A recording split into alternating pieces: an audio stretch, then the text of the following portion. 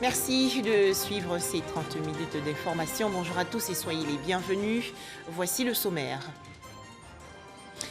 En Côte d'Ivoire, la publication hier de la liste provisoire des candidats aux législatives du 6 mars prochain. 1554 candidats retenus sur 1587 dossiers déposés à la commission électorale indépendante.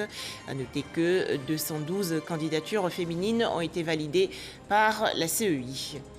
Toujours en Côte d'Ivoire, quel projet réalisé pour faciliter l'accès des populations en eau potable? Le ministère de l'Hydraulique, qui a fait récemment le bilan de ses activités 2020, annonce des investissements d'environ 600 milliards de francs CFA.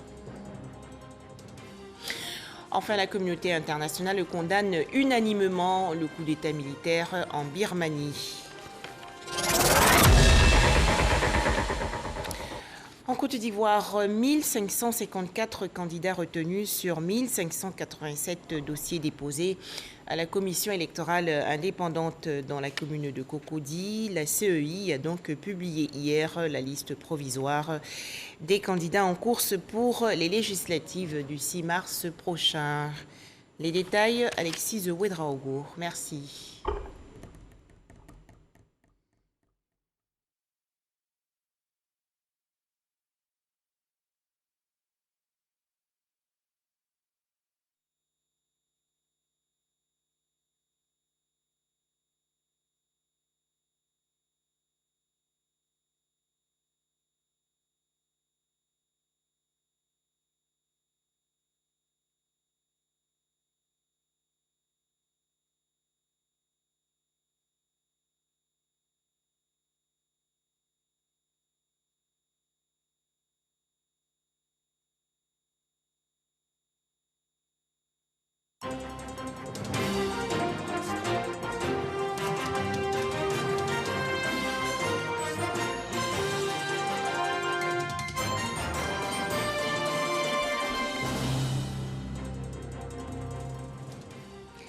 Merci de suivre ces 30 minutes d'information. Bonjour à tous et soyez les bienvenus. Voici le sommaire. En Côte d'Ivoire, la publication hier de la liste provisoire des candidats aux législatives du 6 mars prochain. 1554 candidats retenus sur 1587 dossiers déposés à la commission électorale indépendante. À noter que 212 candidatures féminines ont été validées par la CEI. Toujours en Côte d'Ivoire, quel projet réalisé pour faciliter l'accès des populations en eau potable? Le ministère de l'Hydraulique, qui a fait récemment le bilan de ses activités 2020, annonce des investissements d'environ 600 milliards de francs CFA. Enfin, la communauté internationale condamne unanimement le coup d'État militaire en Birmanie. En Côte d'Ivoire, 1554 candidats retenus sur 1587 dossiers déposés à la commission électorale indépendante dans la commune de Cocody. La CEI a donc publié hier la liste provisoire des candidats en course pour les législatives du 6 mars prochain. Les détails, Alexis Ouedraogo. Ce dimanche, à la commission électorale indépendante, le président Cuibert rend public la décision portant publication de la liste provisoire des candidats retenus pour les législatives 2021. Sur quelques 1292 dossiers de candidature déposés, un revirement et plusieurs désistements actés par la commission.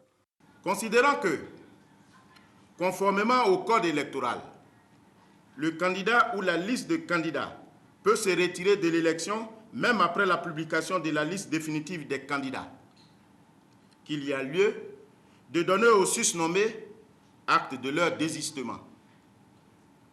Considérant que Dame Kayo Slaa Clarisse, candidate indépendante dans la circonscription électorale numéro 199 Benouye, Goulaleu, commune sous-préfecture, a exprimé sa volonté de ne plus se présenter en qualité d'indépendant, mais plutôt sous la bannière du Rassemblement des Oufouettistes pour la démocratie et la paix, RHDP, qu'il y a lieu de lui en donner acte.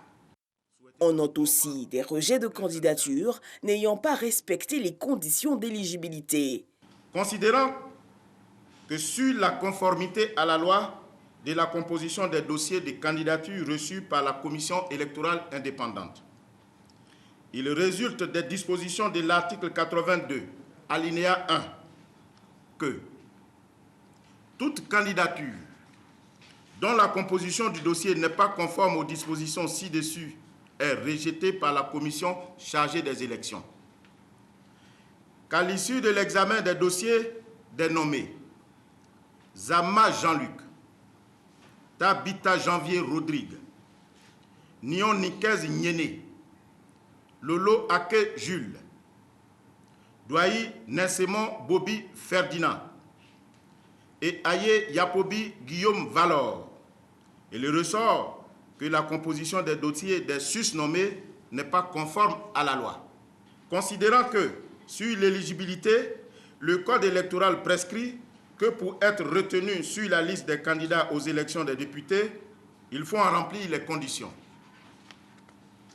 Qu'il ressort de l'analyse des dossiers de messieurs Zahar, Guénois, Michel, Dago, Tobias, Fabrice, Auguste, Loïc, Seri, Boli, Michael, Didier, Bogi, Ndrin, Gatien, Zahabi, Pacom, Hervé, Koulibaly, Suleiman, Conan, Jean de Dieu, Damana, Adia, Katina, Kone, Justin, des causes les rendant inéligibles. Parmi ces causes, absence d'extrait de naissance, de casier judiciaire et entre autres certificats de résidence. Sur le quota de 30% dédié aux femmes, le président de la commission électorale indépendante se veut confiant. Ibrahim Cuibière espère en une élection plus apaisée. Tous les partis politiques sont représentés, tous les partis politiques ont déposé leur candidature et tous entendent participer aux élections. Donc nous pensons que ça sera plus apaisé. Le président de la CEI s'est assuré par la suite du bon affichage de la liste provisoire, conformément aux dispositions prises par la loi. Les candidats ont à compter d'aujourd'hui 8 jours pour d'éventuels recours. Dans l'actualité nationale également, la prestation de serment de 6 nouveaux membres de la haute autorité pour la bonne gouvernance. Ces 2 femmes et 4 hommes nommés pour un mandat de 3 ans viennent ainsi renforcer les capacités opérationnelles de cette institution en charge de la lutte contre la corruption. Laure Goretti. La corruption, une plaie qui ralentit la croissance économique d'un pays. En Côte d'Ivoire, le gouvernement a mis un accent particulier sur la lutte contre ce fléau. La haute autorité pour la bonne gouvernance a la lourde tâche de prévenir et sensibiliser aux bonnes pratiques. Pour cette mission, l'institution se donne les moyens. 6 conseillers viennent de prêter serment devant la Cour des comptes. C'est véritablement un honneur pour moi d'être là à la haute autorité pour la bonne gouvernance. Qui dit bonne gouvernance dit intégrité. Et nous allons demander tous en tant qu'impétrants que Dieu nous assiste pour qu'on puisse remplir pleinement notre rôle et qu'on puisse apporter ce qu'on attend de nous.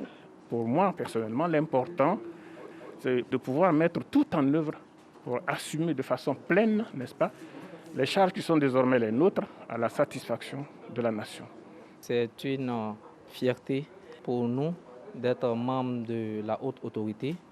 Nous espérons pouvoir apporter notre modeste contribution dans la réussite des missions qui nous ont assignées et nous savons pouvoir compter sur les uns et les autres pour mener à bien cette marque de confiance qui nous a été attribuée. Ils sont issus de différents secteurs et font désormais partie de cette institution chargée de la lutte contre la corruption. Ils devront apporter leur expérience en vue de contribuer à bâtir une institution forte au service des citoyens. La corruption, c'est un fléau pour tous les pays du monde et particulièrement pour les pays pauvres. Et des études montrent que la corruption peut faire perdre jusqu'à 1 point de croissance quand elle est trop prononcée dans les pays. Donc il convient que la Côte d'Ivoire se donne tous les moyens pour lutter contre ces fléaux-là. C'est dans ce cadre qu'il faut situer le renforcement. Cette institution permettra d'améliorer progressivement la place de la Côte d'Ivoire dans le classement mondial sur la perception de la corruption et réduire son impact sur la croissance économique, selon le président de la Cour des comptes.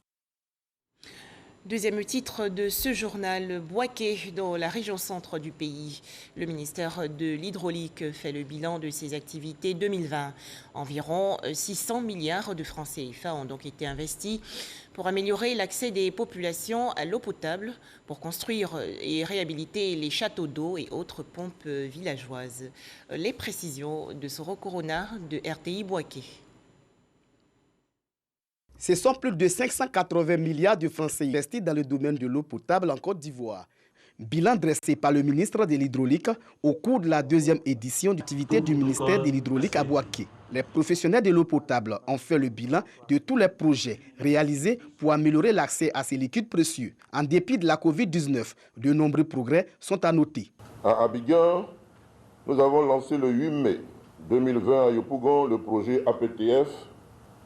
Ce projet d'un coût global de 47 milliards viendra résoudre en urgence le problème d'eau potable dans 155 quartiers et sous-quartiers.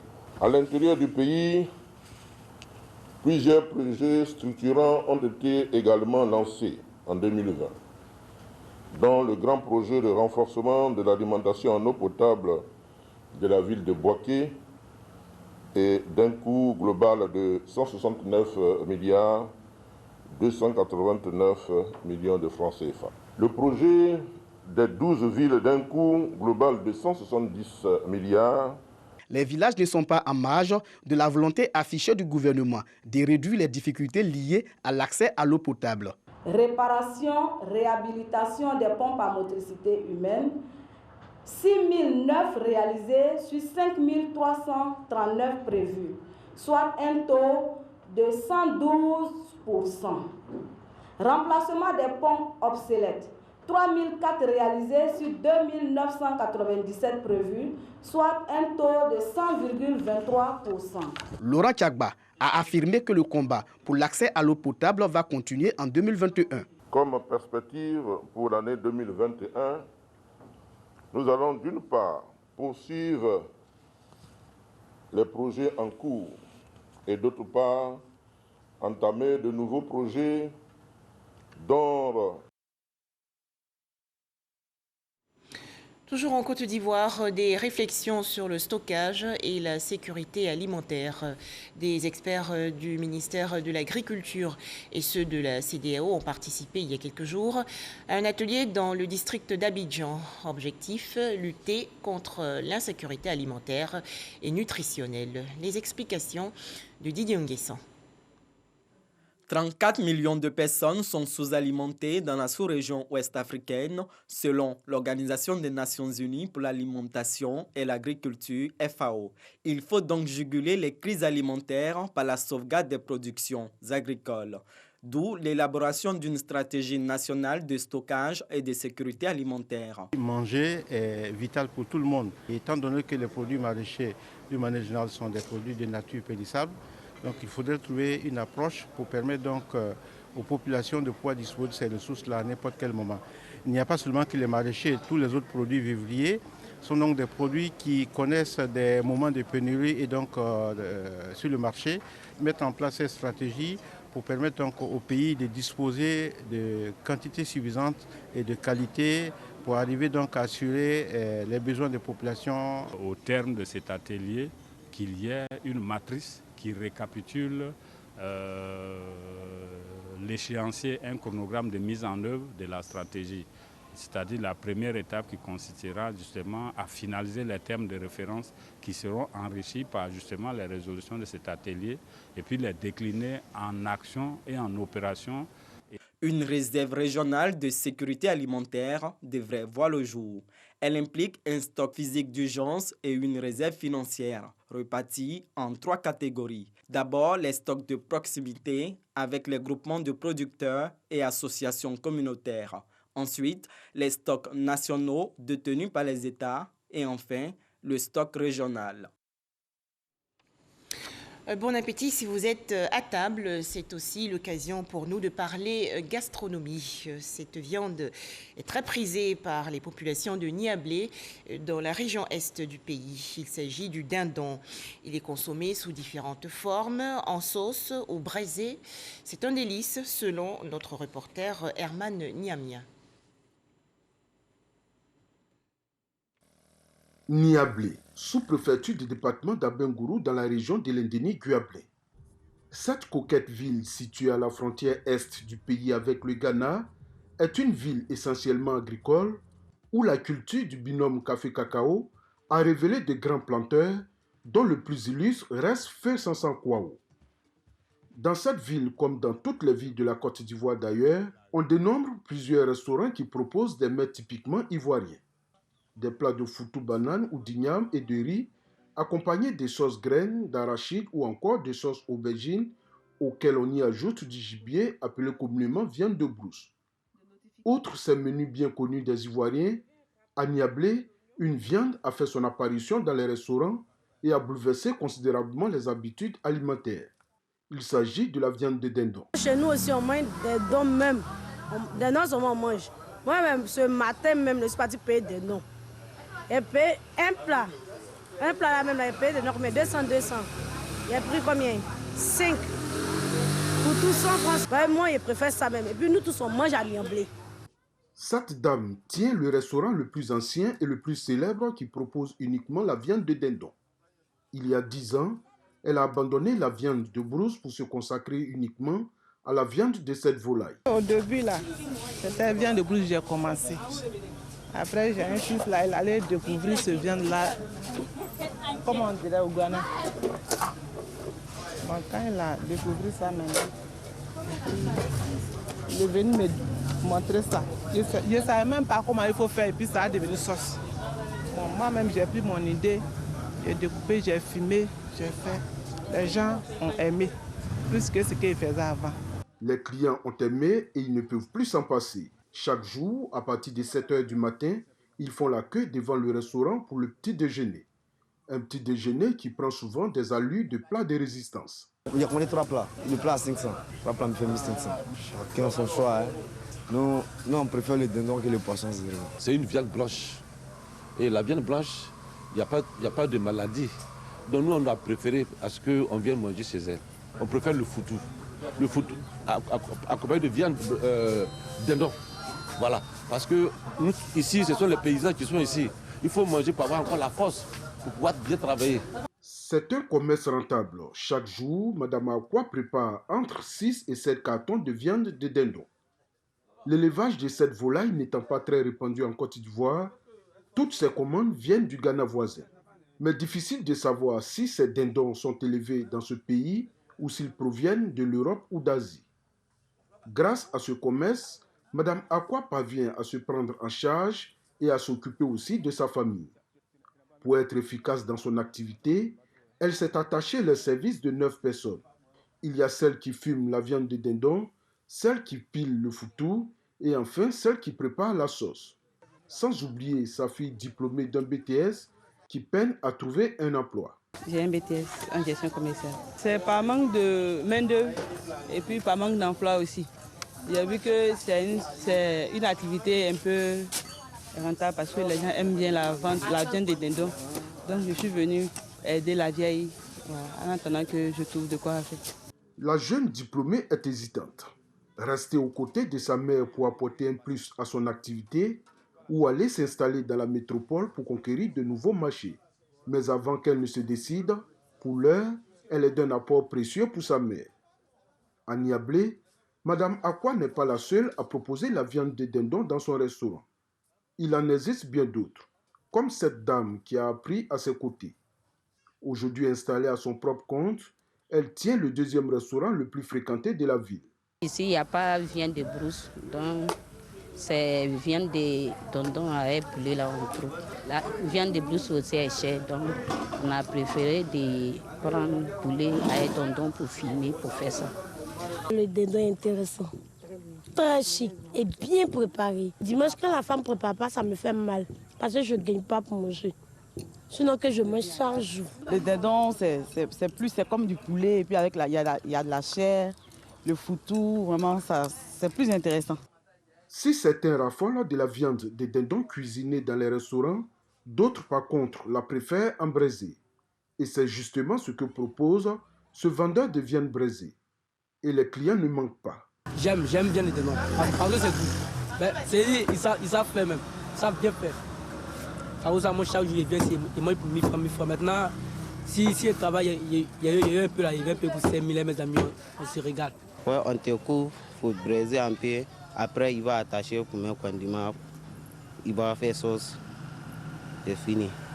C'est devenu presque l'identité des Niablais. La consommation de viande de dindon est véritablement rentrée dans les habitudes alimentaires de toute la population. Au point où le visiteur qui arrive pour la première fois dans cette cité, pour lui souhaiter le traditionnel akwaba, on lui propose du choukouya de dindon ou un bon plat de foutou banane accompagné d'une sauce de dindon. Un tout autre sujet à présent. 3 tonnes de médicaments contrefaits saisis il y a quelques jours par des éléments de la gendarmerie nationale au quartier Roxy, dans la commune d'Adjamé. Cette opération entre dans le cadre de la lutte contre le trafic illicite et la contrefaçon des médicaments. Le point, Amadou Ouattara. Avant le départ pour la mission de terrain, un briefing de troupes permet de situer l'objectif.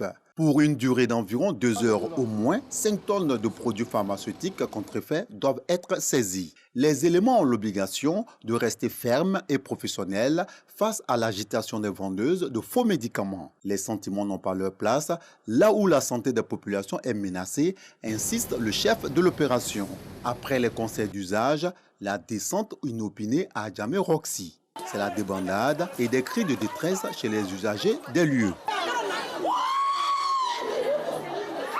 Des labyrinthes sont parcourus et des magasins passés au peigne fin. C'est une opération de lutte contre le trafic illicite de produits stupéfiants et des médicaments de qualité inférieure et falsifiés.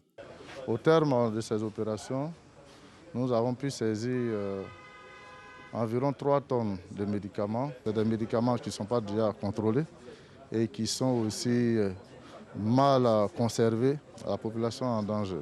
Le message que je lance à l'endroit de la population de nous accompagner dans l'opération que nous venons de mener. Parce que il ne faut pas transiger avec la santé de la population. Environ 14 millions de francs CFA, la valeur estimée de la saisie. L'opération a été menée par la section antidrogue de la gendarmerie nationale avec l'appui de la cellule antidrogue du port autonome d'Abidjan ainsi que des équipages des escadrons d'Agban et d'Abobo. Les gestes barrières contre le coronavirus sont des gestes responsables, alors tous respectons-les.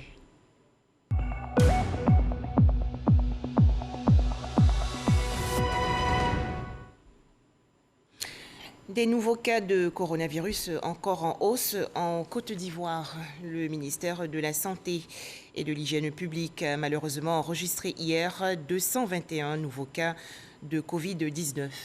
Le pays compte maintenant 28 399 cas confirmés de coronavirus, 26 007 personnes guéries, 154 décès et 2238 cas actifs.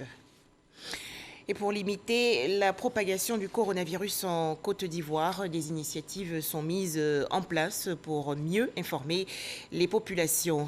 Les acteurs du transport terrestre, par exemple, offrent gratuitement aux passagers des masques faciaux et expliquent l'importance des gestes barrières. Jean-Luc Bambo. 3000 cache-nez distribués gratuitement aux chauffeurs, apprentis et passagers des gares et des points de rechargement de la commune d'Adjamé. C'est une initiative de la coordination des gares routières de Côte d'Ivoire, CNGRCI et d'autres responsables d'organisations du transport terrestre. Tout le monde sait ce que c'est que le secteur du transport. Nous sommes un vecteur. Aujourd'hui, là, nous sommes là tout de suite. Dans 5 minutes, nous allons nous trouver à Bobo. Dans 10 minutes, nous allons nous trouver à Cocody, Yopougon, ainsi de suite. Donc, nous, là, nous faisons tout. Donc, nous sommes porteurs d'esprit. Voilà pourquoi nous avons dit il faut que nous soyons protégés, nous-mêmes, les chauffeurs, les transporteurs protégés, les apprentis protégés, tous les acteurs du transport, même les chargeurs, tout le monde est protégé. La situation est très grave. Et c'est ce qui nous a amenés en plein soleil pour faire cette sensibilisation.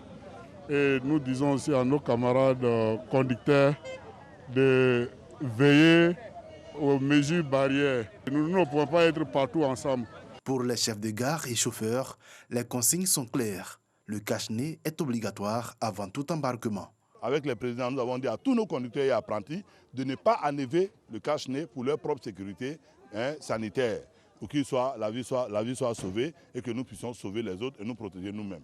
Ces acteurs du transport ont été aussi encouragés au respect des autres mesures barrières que sont la distanciation et le lavage des mains. La distribution des cache-nez s'est étendue à plusieurs autres gares de la commune d'Adjamé. Toujours au chapitre santé, cette rencontre de partage d'expériences. Les responsables des ressources humaines, des ministères et autres institutions ont participé aux échanges. Il ressort de ces travaux que depuis décembre 2020, seulement 12% de la population s'est enrôlée pour la couverture maladie universelle, la CEMU. Les explications de Walter Amadou.